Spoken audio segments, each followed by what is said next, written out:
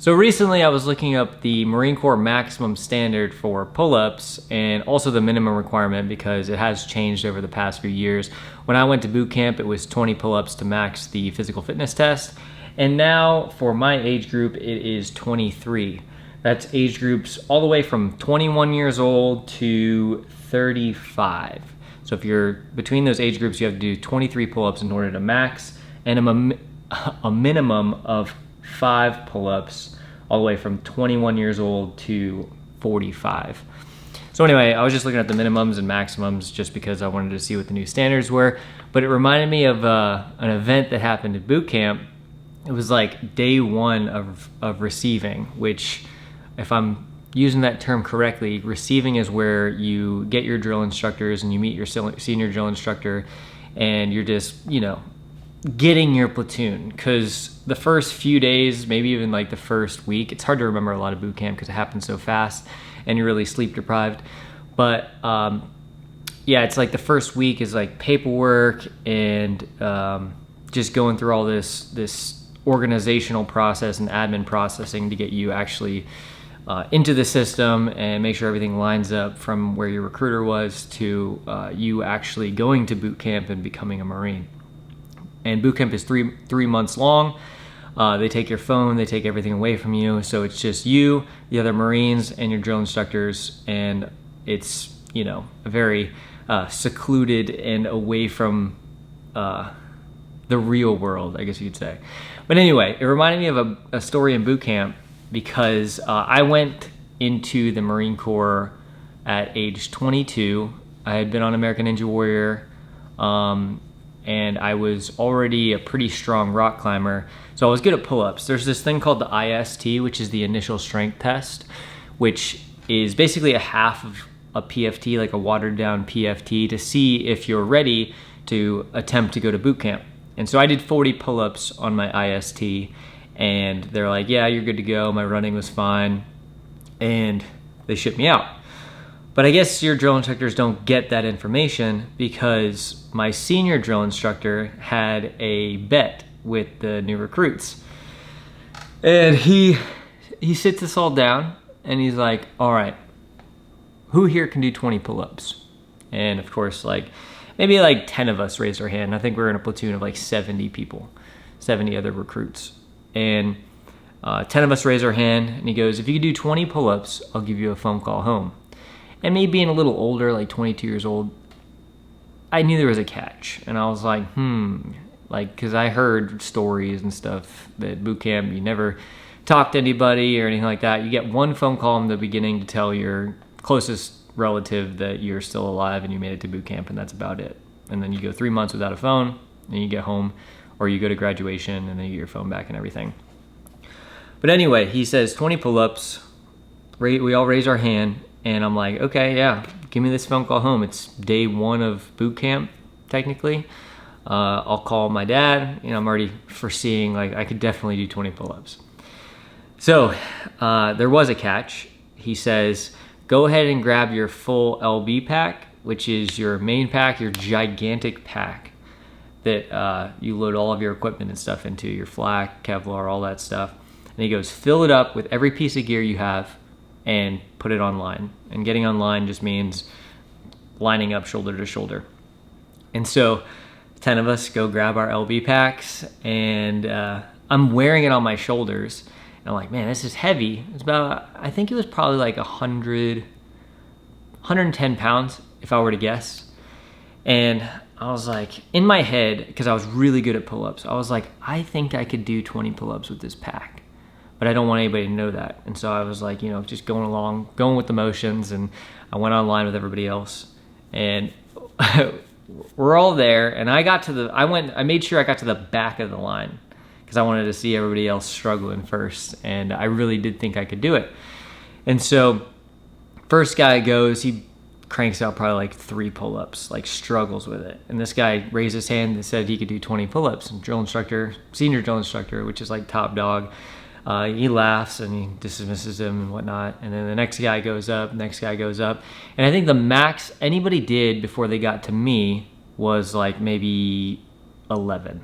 Somebody got past halfway and everybody was ooh and on. And so by that time, I'm pretty sure he was trying to strike fear into the person in the last of the line, but little did he know I was pretty good at pull-ups. So he says, go ahead and mount the bar. So I get on the bar, and I think up to like 15 reps, I was pretty casual, like, just trying to be tough and look tough. And I think he was sweating a little bit because of how easy I was making it look. And then each rep I had to make sure it counted. It was like full rep, slow controlled, Marine Corps style pull-ups. And I got to the top of the rep at 20, and he's like, get the hell off my bar. And I was like, aye, sir. And he goes, get the hell in my office. And so in front of the whole platoon, in front of the drill instructor, all the other drill instructors as well, the senior, everything, I went to the phone, went to his office, and I stood in front of his phone, and he goes, who do you want to call? And I was like, I'll call my dad. And so he had me put him on speakerphone, and so he was like breathing in my ear the whole time. And I called my dad, and I was like, hey, Dad, how you doing? And he goes, Mike, I thought you were at boot camp. And I was like, yeah, they had a little bet going, and I won the bet, and my dad was in the military, so he was like, oh, man, hope you're okay, because I was like, yeah, I don't know if it's a good thing that I'm calling you or that I won, and I, got this phone call home, because I learned later on that if you win these bets, there's always a consequence. I figured there would be, and basically that meant that they threw me the guide banner, which if you're a guide, you wear this little banner on your arm you're the first guy in the platoon, which it sucks being the guide, because the guide always is last to eat and the first to finish. You're never the first to finish because it's impossible. The first guy to get into the chow hall has it made, because he is the first guy to eat, and he could take his time. He could just, socialize a little bit, just eat and be merry and get all his food. As the guide, you're getting yelled at while you're eating, and you just get your food. I remember I ate so fast one time that I bit into my fork and I chipped my tooth, and they didn't allow me to go to dental, and it was cutting my lip. So I took my nail file into the bathroom, and I just shaved that sharp part of it down. It's pretty horrible, but I mean, if that's the worst thing to happen in boot camp, it's not that big of a deal. But yeah, I got a phone call home, and it was funny because I didn't realize the extent of that phone call home until I graduated, and they had like a sit down with your parents and everything like that. And my senior drill instructor says he made that bet every single cycle, which is every single time you get a new set of recruits.